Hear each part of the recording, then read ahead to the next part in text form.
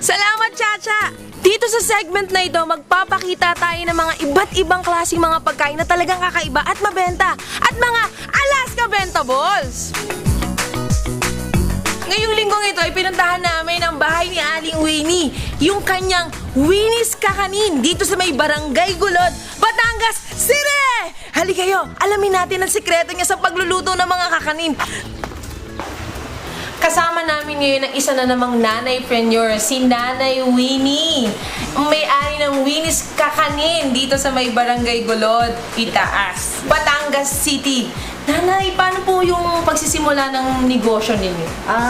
Pinagsapulan ko ng pagninegosyo niyang kakanin na yan. Mana sa aking lola. Mana. Yes. So mula sa minana ninyo na negosyo na to, tinuloy nyo na? Ay, tuloy ko na rin dahil mahirap eh. Talagang mahirap ang ating hanap buhay na yan. Talagang kailangan masipag ka.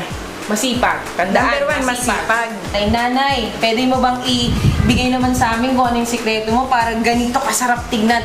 Siguro mas masarap pa ito pag kinain. Ano yung sikreto mo sa negosyo?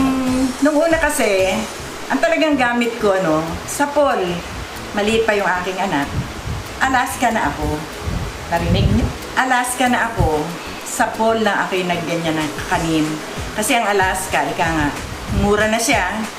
Talagang abot ko pa sa ating recipe na kumbaga maibenta ko ng mura, masarap pa. Wow.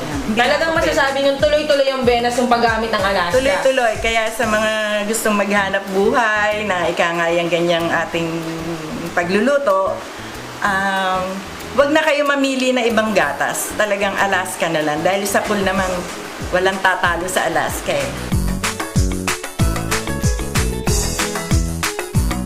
Pagdadaan kayo rito sa Batangas City, lalayo pa ba kayo para hindi tikman ito? Kung ako sa inyo, pumunta na sa Winnie's Kakanin. Kainin ang mga pwede nyo pang umakain. Sa susunod na linggo, hintayin nyo kami maghanap pa ng mga Alaska Benta Boss. Ako po si Mami B.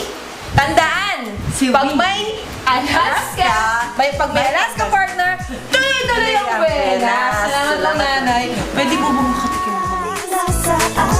Tuloy-tuloy ang buenas sa iisang lata. Sa tulong ng Alaska, evaporada, kondensada, lahat ay liligaya dahil sa Alaska.